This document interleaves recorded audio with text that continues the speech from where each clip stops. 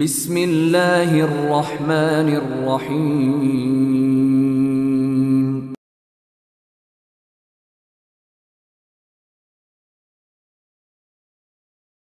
إن الحمد لله نحمده ونستعينه ونستغفره ونعوذ بالله من شرور أنفسنا ومن سيئات أعمالنا من يهده الله فلا مضل له ومن يضلل فلا هادي له وأشهد أن لا إله إلا الله وحده لا شريك له وأشهد أن محمدا عبده ورسوله أما بعد يا أيها الذين آمنوا اتقوا الله حق تقاته ولا تموتن إلا وأنتم مسلمون فإن أصدق الحديث كتاب الله وخير الهدي هدي محمد صلى الله عليه وسلم وشر الأمور محدثاتها وكل محدثة بدعة وكل بدعة ضلالة وكل ضلالة في النار. அன்பிற்குரிய சகோதரர்களே, அஸ்ஸலாமு அலைக்கும் வரஹ்மத்துல்லாஹி வபரகாத்துஹு. அல்லாஹ்வினுடைய பேரருளால் நாம் இந்த சிறப்புமிகு ரமலானுடைய மாதத்தை அடைந்திருக்கிறோம். அல்லாஹு தஆலா எமக்கு எப்படி இந்த ரமலானுடைய மாதத்தை அடைவதற்கு நமக்கு அருள் புரிந்தானோ, அதே போன்று இந்த ரமலானுடைய மாதத்தை நல்ல முறையில் அமல்களின் மூலமாக உயிர்ப்பிப்பதற்கும் அல்லாஹ் நம் அனைவர்களுக்கும் அருள் புரிவானாக. அன்பிற்குரிய சகோதரர்களே, நமக்கு மத்தியில் சென்ற வருடம் ரமலானில் உயிரோடு இருந்த பலர் இந்த வருடம் நமக்கு மத்தியிலே இல்லை. ஆனால் நமக்கு அல்லாஹ் அருள் செய்திருக்கிறான் இந்த ரமலானை நாம் அடைந்து கொள்வதற்கு. கொஞ்சம் சிந்தனை செய்து பாருங்கள், நமக்கும் கபறுகளில் மண்ணறைகளில் அடக்கப்பட்டிருப்பவர்களுக்கும் உள்ள வேறுபாடு என்ன? நாம் உயிரோடு இருக்கிறோம், அவர்கள் மரணித்தவர்கள், அவர்கள் கபறுகளில் மண்ணறைகளில் அடக்கப்பட்டிருக்கிறார்கள். நமக்கு தொழ முடியும், ஆனால் கபறுகளில் அடக்கப்பட்டவர்களுக்கு தொழ முடியுமா என்றால் தொழ முடியாது. எந்த ஒரு நல்லமலும் அவர்களால் செய்ய முடியாது. ஆனால் நமக்கு நிறைய நல்லமல்கள் செய்யலாம். ஏன்? நாம் உயிரோடு இருக்கிறோம். ஆனால் கவலை என்னவென்றால், அன்பிற்குரிய சகோதரர்களே, நம்மிலே அதிகமானவர்கள், நம்மிலே பலர் அவர்கள் உயிரோடு இருந்தாலும் கபரிலே அடக்கப்பட்டவர்கள் போன்று இருக்கிறார்கள். கொஞ்சம் நினச்சி பாருங்கள், எப்படி கபரில் அடக்கப்பட்டு இருக்கக்கூடிய அந்த மௌத்தாக்கள் மரணித்தவர்களுக்கு நல்லமல் செய்ய முடியாதோ, அதுபோன்று உயிரோடு இருக்கக்கூடிய பலர் எந்த நல்லமலும் செய்யாமல் மரணித்தவர்களை போன்று வாழ்ந்து கொண்டிருக்கிறார்கள்.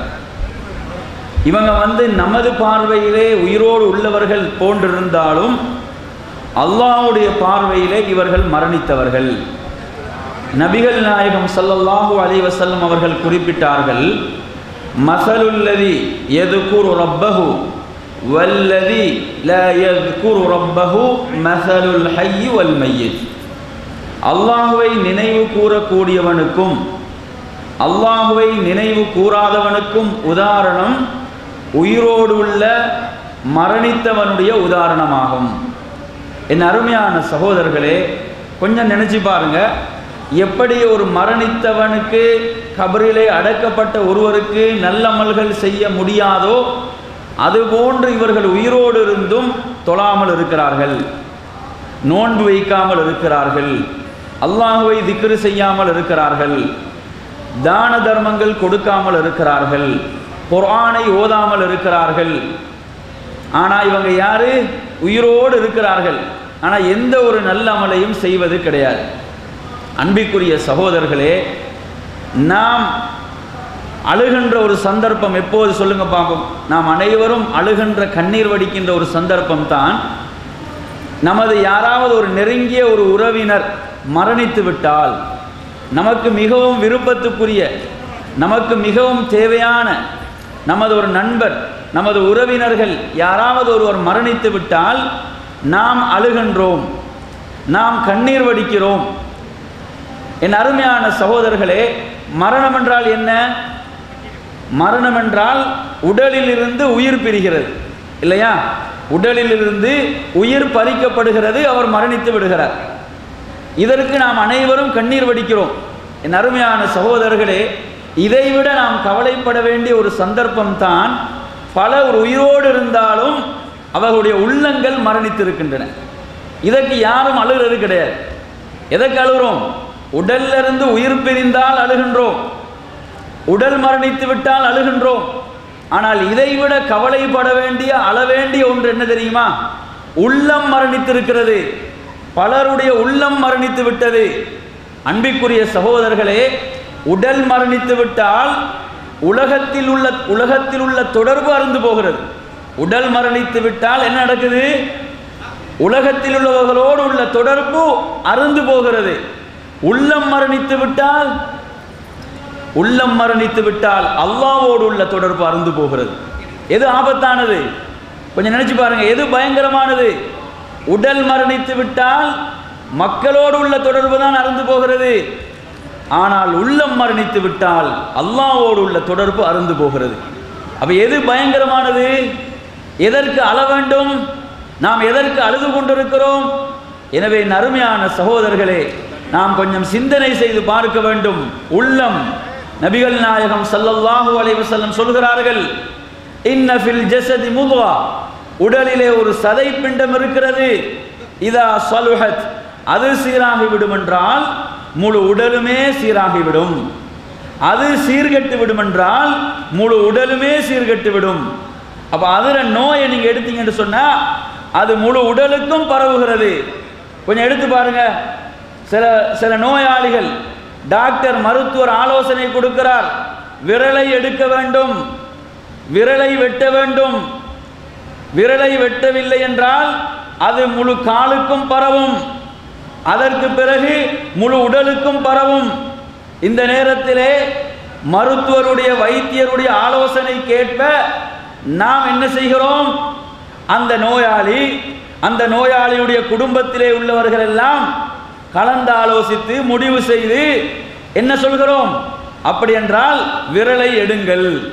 கொஞ்சம் நினைச்சு பாருங்க, யாராவது அனுமதிப்பாங்களா? உடல்ல இருந்து ஒரு சிறிய ஒரு பகுதியாவது செல்வதற்கு யாராவது விரும்புவார்களா? ஏன் விரும்புகிறோம்? அதை எடுக்கல் என்று சொன்னா அது முழு காலுக்கும் அது பாதிப்பு, அதற்கு பிறகு முழு உடலுக்கும் பாதிப்பு.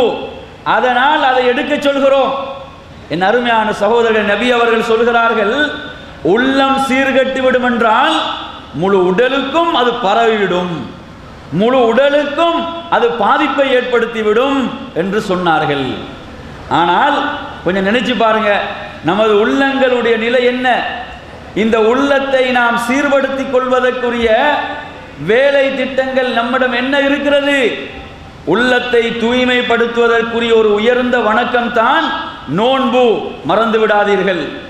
என் அருமையான சகோதரர்களே, உள்ளம் தூய்மை அடைவதற்கு, உள்ளம் பரிசுத்தம் அடைவதற்குரிய மிக உன்னதமான ஒரு சிறந்த ஒரு இபாதத்தாக, வணக்கமாக நோன்பு இருக்கிறது. நன்றாக நினைவிலே வைத்துக் கொள்ளுங்கள். நோன்பென்ற இபாதத்தை பொறுத்தவரையில் இதை நாம் ஒரு வெறும் சடங்காக ஆக்கிக் கொள்ளக்கூடாது. நபி அவர்கள் சொல்கிறார்கள், மன் சாம ரமதான ஈமானன் வஹ்திசாபன் குஃபிர லஹு மா தகத்தம மின் தன்பி.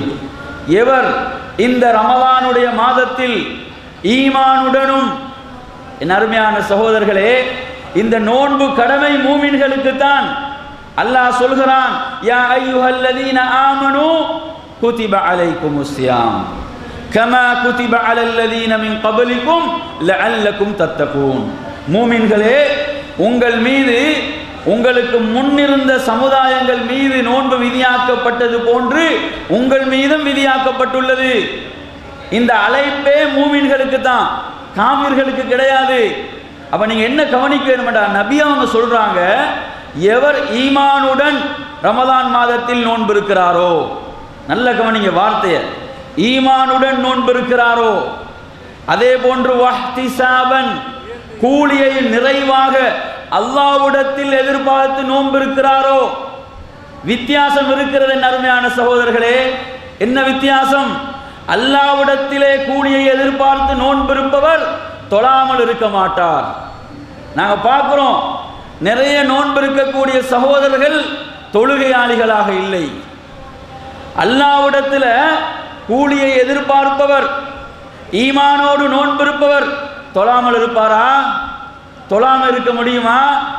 அன்பிற்குரிய சகோதரர்களே, நோன்பு இருக்கிறார்கள் ஆனால் தொழுகை இல்லை. நோன்பு எப்படி அல்லாஹ்வுடைய கட்டளையோ, நீங்க குர்ஆன்ல நேரடியா எடுத்து பார்த்தீங்கன்னா ரெண்டே இடத்துல தான் நோன்பு வருது. கட்டளையா வர இடங்கள் ரெண்டு தான். நீங்க எடுத்து பாருங்க, குர்ஆன் முழுக்க ரெண்டு இடங்கள் தான். ஒன்று என்னது? குதிபா அலைக்குமுஸ் ஸியாம், நோன்பு உங்கள் மீது கடமை, இது ஒன்று. அடுத்து என்ன? ஃபமன் ஷஹித மின்குமுஷ் ஷஹர ஃபல்யஸும், உங்களில் எவர் அந்த மாதத்தை அடைகிறாரோ அவர் நோன்பு இருக்கட்டும். சலசலப்பு இல்லாமல் கொஞ்சம் இது பண்ணுங்க என் அருமையான சகோதரர்களே. அந்த அடிப்படையில் நாம் இங்கே கவனிக்க வேண்டிய விஷயம் என்னவென்று சொன்னால், இந்த நோன்பு கடமை என்று குர்ஆன்ல ரெண்டு இடத்துல தான் நீங்க பார்க்கலாம். ஆனா தொழுகை கடமை என்று நீங்க குர்ஆன்ல எடுத்து பாருங்க, வாகீமுஸ் ஸலா, இதை மட்டும் நீங்க 80க்கும் மேற்பட்ட இடங்கள்ல பார்க்கலாம். தொழுகையை நிலைநாட்டுங்கள், தொழுகையை நிலைநாட்டுங்கள், 80க்கும் மேற்பட்ட இடங்கள்ல இது வருது. அப்ப நோன்பு இருக்கக்கூடிய ஒருத்தர் எப்படி தொழாமல் இருக்க முடியும்?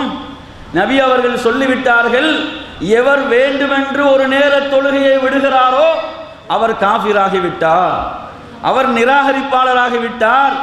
என் அருமையான சகோதரர்களே, ஒருவர் நிராகரிப்பாளராக காஃபிராக மாறிவிட்டால் நோன்பு ஏற்றுக்கொள்ளப்படுமா? நிச்சயமாக நோன்பு ஏற்றுக்கொள்ளப்பட மாட்டார். எனவே என் அருமையான சகோதரர்களே, அந்த அடிப்படையிலே நாம் ஈமானுடனும் அல்லாஹ்விடத்தில் கூலியை எதிர்பார்த்து நோன்பிருப்போம் என்றால் நாம் தொழுகையை உரிய முறையிலே நிறைவேற்றுபவர்களாக மாற வேண்டும். கூலி அல்லாஹ்விடத்தில் கிடைக்க வேணுமா?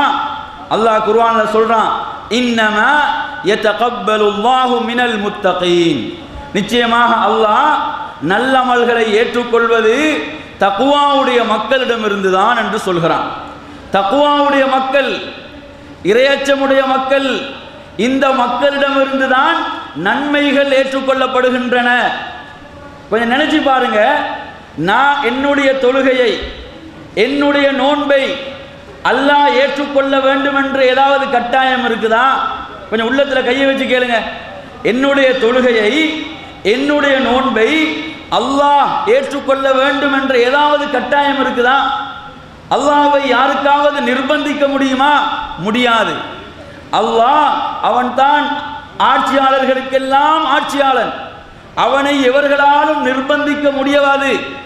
அப்படி என்று சொன்னால் எம்முடைய அமல்களை யா அல்லாஹ் நீ ஏற்றுக்கொள்வாயாக என்று பணிவாக நாம் கேட்க வேண்டும். அல்லாஹ் நாடினால் ஏற்றுக்கொள்வான், நாடினால் நிராகரித்து விடுவான்.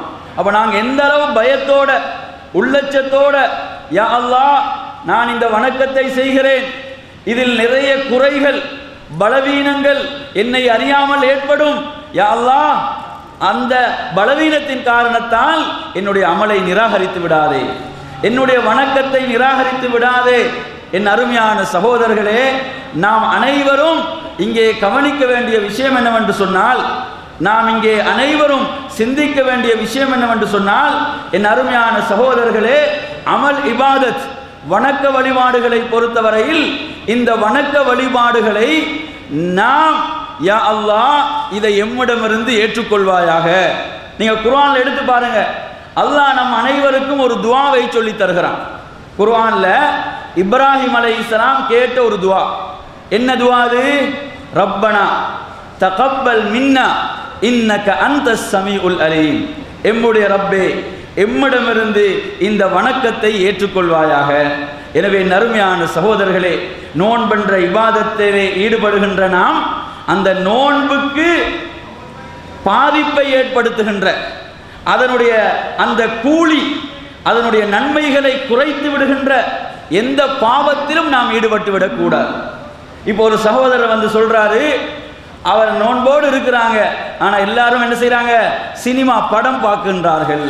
ஒரு சகோதரர் சொல்றார், எல்லா ரூம்ல நோன்போடு இருக்கிறாங்க, ஆனால் என்ன செய்யுது? சினிமா ஓடிக்கொண்டிருக்குது. கொஞ்சம் நினைச்சு பாருங்க என் அருமையான சகோதரர்களே, நோன்புல நாங்கள் என்ன பயிற்சி எடுக்கிறோம்? உணவு முன்னால் இருக்குது. இந்த உணவு நாங்கள் உழைத்த நம்முடைய கையால் உழைத்த உணவு, அது ஹலால். தண்ணீர் இருக்கிறது, அது வேறு யாருடையதும் அல்ல, என்னுடைய தண்ணீர், அது ஹலால். பக்கத்திலே மனைவி இருக்கின்றாள், மனைவி என்னுடைய மனைவி, இஸ்லாமிய முறைப்படி நிக்கா செய்திருக்கிறேன், அந்த மனைவி எனக்கு ஹலால். இப்படி ஹலாலானவற்றை எல்லாம் ஹராமாக்கி பகல் முழுவதும் பயிற்சி எடுக்கிறோம் இல்லையா? ஹலாலான உணவு, ஹலாலான தண்ணீர், ஹலாலான மனைவி, இதெல்லாம் ஹராம். ஆனால் சினிமாவை பார்ப்பார். கொஞ்சம் நினைச்சு பாருங்க, சினிமா இந்த படம் என்பது எல்லா காலங்களிலும் ஹராம், எல்லா காலங்களிலும் மார்க்கம் தடுத்தது. அல்லாஹ் குர்ஆனிலே சொல்கிறான், குல் இன்னமா ஹர்ரம ரப்பியல் ஃபவாஹிஷ மா ظஹர மின்ஹா வமா பதன். நபியே நீங்கள் சொல்லுங்கள், என்னுடைய ரப் மானக்கேடானவற்றை எல்லாம் ஹராமாக்கி இருக்கிறான், மானக்கேடானவற்றை எல்லாம் ஹராமாக்கி இருக்கிறான். யாராவது இந்த சினிமாவை நல்லதென்று சொல்வார்களா? இதெல்லாம் மானக்கேடானவைகள். இன்னும் சிலர் தாராளமா இசை கேட்கிறார்கள், நோன்போடு இருக்கிறாங்க, ஆனா இசையை செவிமடுக்கிறார்கள். ஆனா உணவு ஹலாலான உணவு ஹராம், ஆனா இசை ஹலால் ஆகிவிடுகிறது.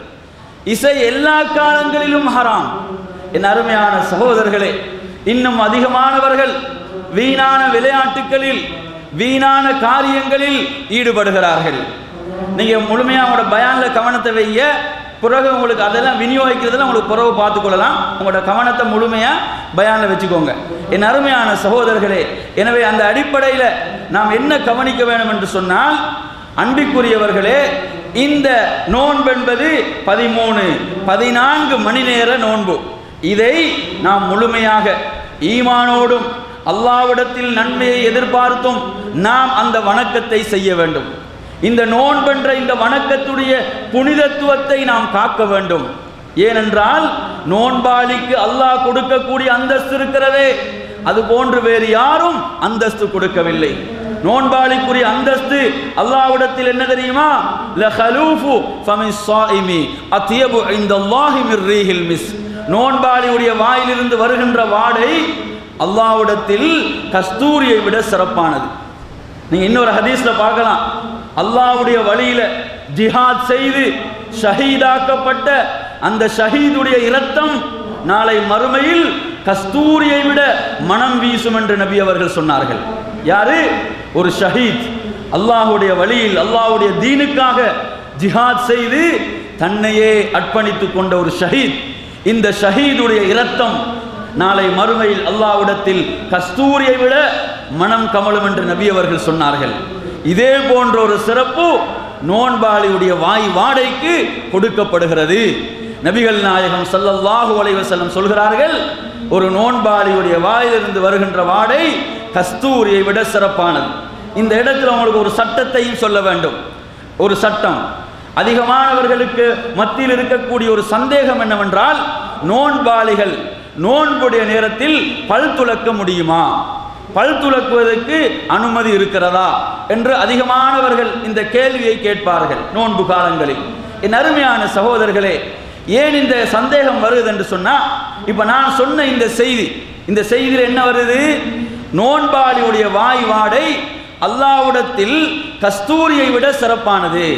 அப்ப யாராவது ஒருத்தர் பல் துலக்கினா அந்த வாடை இல்லாமலாகிவிடும், அதனால் அந்த சிறப்பு கிடைக்காமல் போய்விடும். அதனால் பல் துலக்காமல் இருப்பதுதான் சிறந்தது என்று சிலர் விளங்குகிறார்கள்.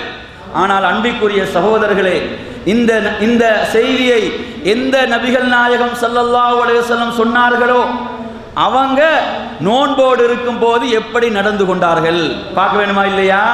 அவங்க தான் நமது முன்மாதிரி, அவர்களைத்தான் நாம் பின்பற்ற வேண்டும்.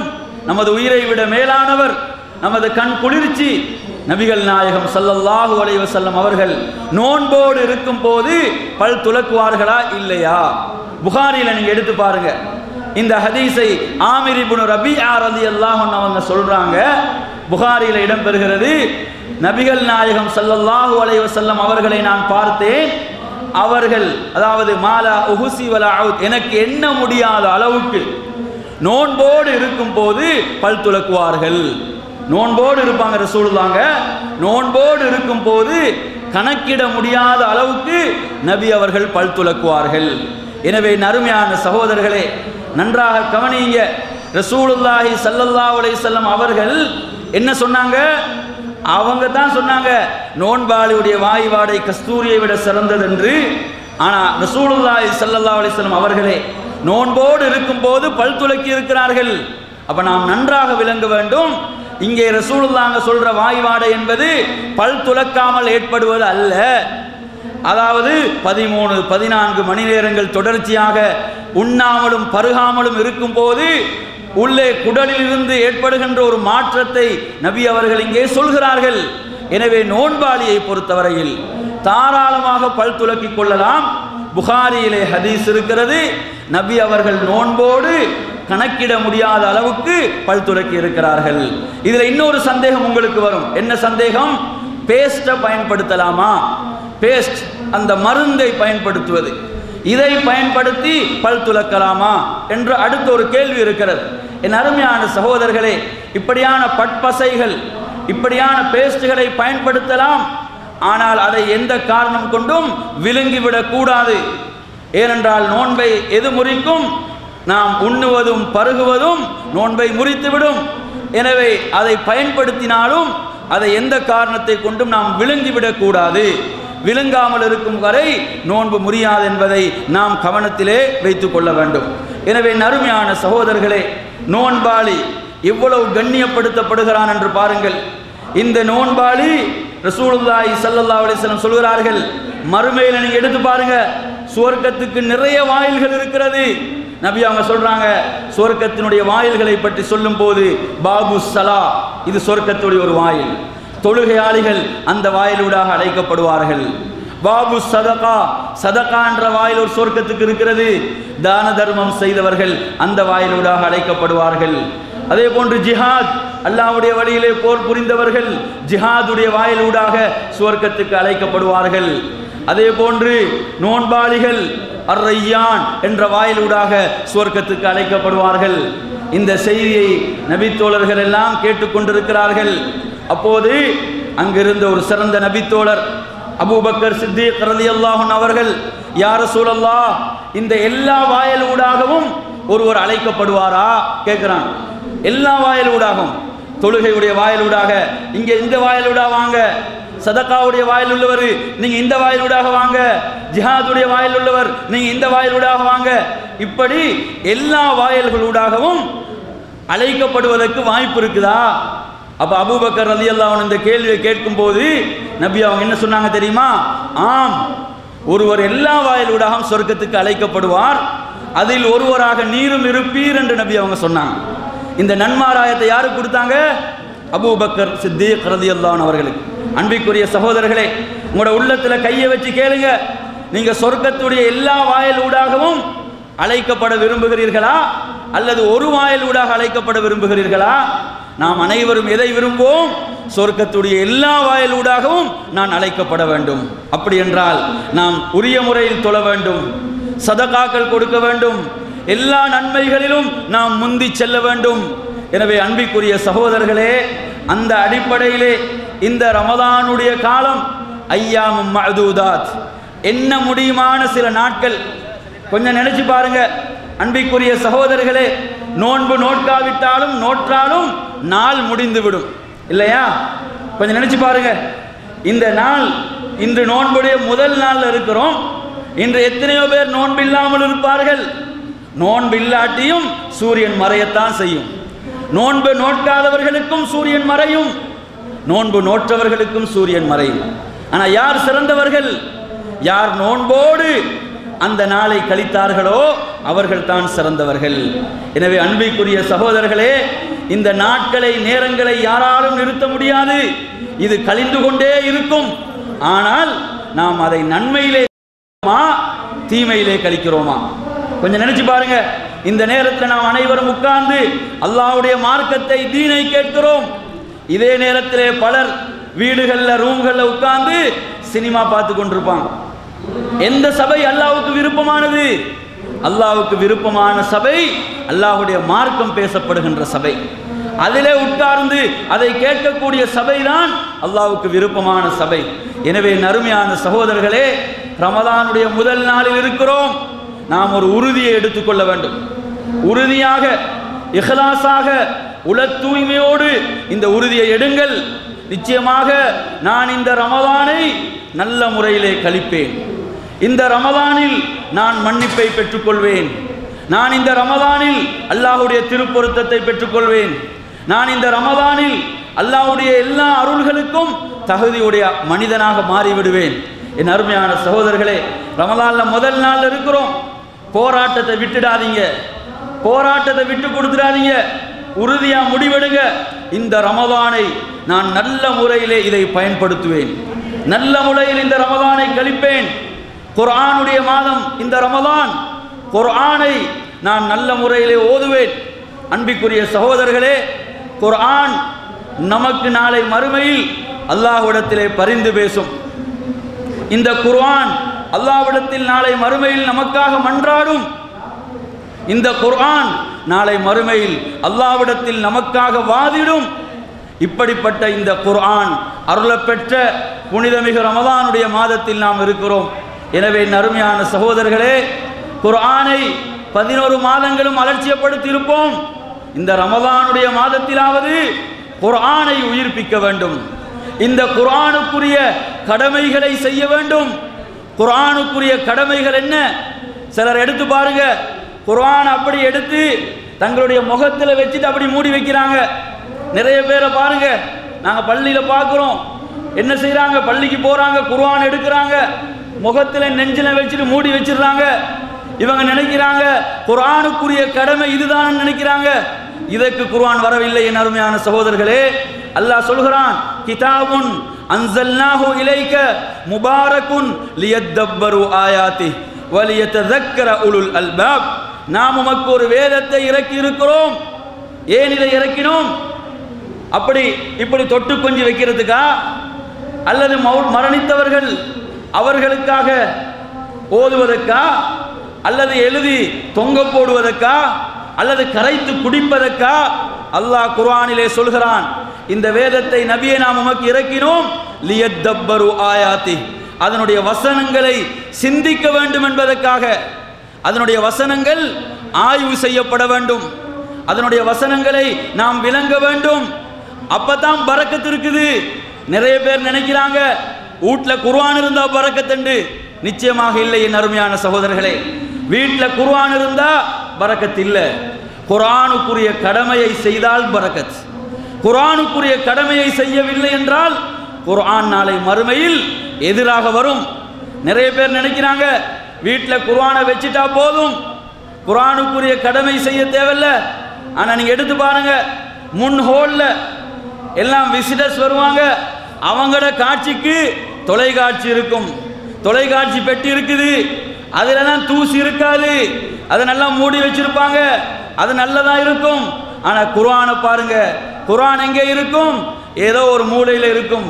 ரமலான் வந்தால்தான் தூசி தட்டுவார்கள். ரமலான் வந்தால்தான் குர்ஆன் தூசி தட்டப்படுகிறது.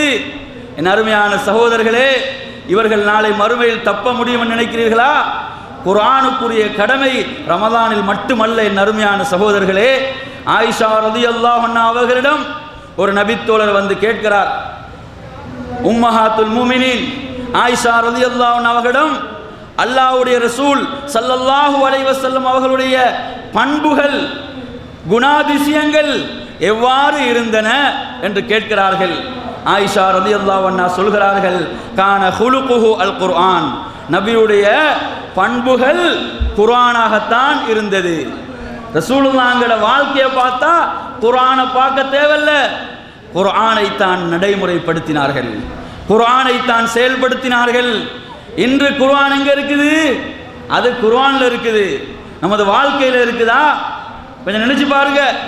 நிறைய பேர் நினைக்கிறாங்க குர்ஆனுக்கு செய்ய வேண்டிய கண்ணியம், அதை உழுவோடு தொடுவதும், அதை உயர்ந்த இடத்தில் வைப்பதும், அந்த குர்ஆனுக்கு மேல் எந்த புத்தகத்தையும் வைக்காமல் இருப்பதும், இதுதான் குர்ஆனுக்கு செய்கிற கண்ணியம் நினைக்கிறாங்க. என் அருமையான சகோதரர்களே, இந்த கண்ணியங்களை விட எல்லாம் குர்ஆனுக்கு செய்யப்பட வேண்டிய ஒரு கண்ணியம் இருக்குது. என்ன தெரியுமா? அது கால் அல்லாஹ் சொல்லிவிட்டான் என்று சொன்னால் கட்டுப்படுவது. இதுதான் நீங்க குர்ஆனுக்கு செய்ய வேண்டிய மிகப்பெரிய கண்ணியம். நிறைய பேர் இந்த கண்ணியத்தை தவற விட்டாங்க. என்ன நினைக்கிறாங்க? குர்ஆனை நாங்க மேலே வைக்கிறதும் குர்ஆனை உதுவோடு தொடுவதும் இது மட்டும்தான் கண்ணியம். இல்லை என் அருமையானவர்களே, அல்லாஹ் சொன்னான் என்றால் கட்டுப்பட வேண்டும். அல்லாஹ் சொல்லிவிட்டான், நான் அதற்கு கட்டுப்பட்டேன். அல்லாஹ் தடுத்து விட்டான், நான் விலகி கொண்டேன். இப்படி இதுதான் குர்ஆனுக்கு செய்கின்ற கண்ணியம், குர்ஆனுக்கு செய்கின்ற மரியாதை. ஒரு முறை உமர் ரலியல்லாஹு அன்ஹுடைய சபை, அவங்க ஆட்சியாளர், மிகப்பெரிய ஆட்சியாளர், உங்களுக்கு தெரியும். அவங்களுடைய ஆட்சி காலத்தில் எவ்வளோ நாடுகள் வெற்றி கொள்ளப்பட்டன. ஒரு மிகப்பெரிய வல்லரசுடைய மிகப்பெரிய சாம்ராஜ்யத்துடைய ஆட்சியாளர். அவருடைய அந்த அரச சபையில் ஒருத்தர் என்ன செய்கிறாரு? அநாகரிகமாக பேசுகிறார். அமீருல் மூமினுக்கு முன்னால, உமர் ரலியல்லாஹு அன்ஹு அவர்களுக்கு முன்னால அநாகரிகமாக பேசுகிறார். எப்படி? உமரே, நீங்கள் சரியாக நடந்து கொள்ளவில்லை, நீங்கள் நீளமாக நடந்து கொள்ளவில்லை, நீங்கள் மக்களுக்கு கொடுக்க வேண்டியதை கொடுக்கவில்லை. இப்படி பேசுறாரு. யாருக்கு முன்னால? நீதியா செயல்படக்கூடியவர், உரிமைகளை சரியாக கொடுத்த தலைவர், அவருக்கு முன்னால பேசுறாரு. உமர் ரலியல்லாஹு முகத்தில் அப்படியே கோபம் வருது. யாருக்கு முன்னால? சபையில் மூத்த சஹாபாக்கள் இருக்கிறார்கள். அந்த சபையில் ஒருத்தர் பேசுறாரு. நினைச்சு பாருங்க, ஒரு ஆட்சியாளருக்கு இப்படி பேசினா எப்படி இருக்கும்? அவங்களோட முகம் எல்லாம் அப்படி கோபத்தில் மாறுது. அந்த நேரத்தில் ஹுதைஃபா ரலியல்லாஹு அன்ஹு பக்கத்தில் இருக்கிறாங்க. அவங்க ஒரு குர்ஆன் வசனத்தை ஓதினாங்க. என்ன குர்ஆன் வசனம் தெரியுமா? ஹுதில் அஃவ வஅமுர் பில் உர்ஃப் வஆரித் அனில் ஜாஹிலீன். நபியே, நீங்கள் மன்னிப்பை எடுத்துக்கொள்ளுங்கள், நீங்கள் நன்மையை ஏவுங்கள், அறிவீனர்களை புறக்கணித்து விடுங்கள். மடையர்கள் என்ன சொன்னாலும் அந்த நிலைக்கு நீங்க இறங்கிடாதீங்க. அறிவீனர்கள் எதையும் பேசுவார்கள், அந்த நிலைக்கு நீங்க இறங்கிடாதீங்க, அதை புறக்கணித்து விடுங்கள் என்ற வசனத்தை ஓதியவுடன் அப்படி கடுமையான கோபம் வந்துச்சு. அந்த கோபம் அப்படியே அடங்கி விட்டது. அந்த கோபம் அப்படியே, அந்த கோபம் அடையாளம் தெரியாமல் ஆகிவிட்டது. சுப்ஹானல்லாஹ். ஒரே ஒரு குர்ஆன் வசனம். என் அருமையான சகோதரர்களே, இப்படி அல்லாஹ்வுடைய வார்த்தைக்கு கட்டுப்பட்டவர்கள் யார்? நபி தோழர்கள். எனவே அன்பிற்குரியவர்களே, இந்த ரமதானுடைய காலம் இரவு வணக்கம், இரவு வணக்கத்துக்குரிய காலம். இரவு வணக்கத்தில் நீங்க எடுத்து பாருங்க, அல்லாஹ் குர்ஆன்ல சொல்றான், வரத்திலில் குர்ஆன தர்தீலா. நபியே, குர்ஆனை உரிய முறையிலே ஓதுவீராக. குர்ஆனை அதனுடைய உரிய முறையில், அதை எப்படி திருத்தமாக ஓத வேண்டுமோ அப்படி ஓதுவீராக. இந்த கட்டளை எங்க வருதுன்னு பாருங்க. சூரத்துல் முஸம்மில் என்ற அத்தியாயத்தை படிச்சு பாருங்க. அதில் அல்லாஹ் சொல்றான், இரவு வணக்கத்தில் நபியே, நீங்கள் இரவிலே நின்று தொழும்போது குர்ஆனை திருத்தமா ஓதுங்கன்னு சொல்றாங்க. இன்று நீங்க நமது ஊர்களில் பல ஊர்கள் எடுத்து பாருங்க, தராவி என்று தொழுகை நடக்குது, குர்ஆனை மிக வேகமா ஓதுறான். அந்த ஆயத்துகளில் நிற்கிறது கிடையாது, மிக வேகமாக ஓதுகிறார்கள். அதை பின்னால் இருந்து கேட்பவர்களுக்கு விளங்கிக் கொள்ள முடியாது, அந்த அளவுக்கு வேகமாக ஓதுறாங்க. அது மாத்திரமல்லாமல் 23 ரக்காத்துகள் தொழ வேண்டும் என்று வேகமாக ஓதுகிறார்கள். ரசூலுல்லாஹ் புகாரில ஹதீஸ பாருங்க, இரவு தொழுகை ரசூலுல்லாஹ் 11 ரக்காத்துகள் தொழுதார்கள். அந்த ஒவ்வொரு ரக்காத்துடைய நீளமும் வார்த்தைகளால் சொல்ல முடியாத அளவுக்கு ரசூலுல்லாஹ் தொழுதாங்க. ஆயிஷா ரலியல்லாஹு அன்ஹா சொல்றாங்க, நபியுடைய மனைவி அறிவிக்கிறாங்க, ரசூலுல்லாஹ் இரவு தொழுகைய ஜமாத்தா 3 இரவுகள் தான் தொழுதாங்க. நீங்க ஹதீஸ் எடுத்து படிச்சு பாருங்க. ரசூலுல்லாஹ்வுடைய வாழ்நாளில், ரசூலுல்லாஹ் ரமதான்ல இந்த இரவு தொழுகைய ஜமாத்தா தொழுதது 3 நாட்கள். அதுக்கு பிறகு விட்டாங்க. ஏன் விட்டாங்க?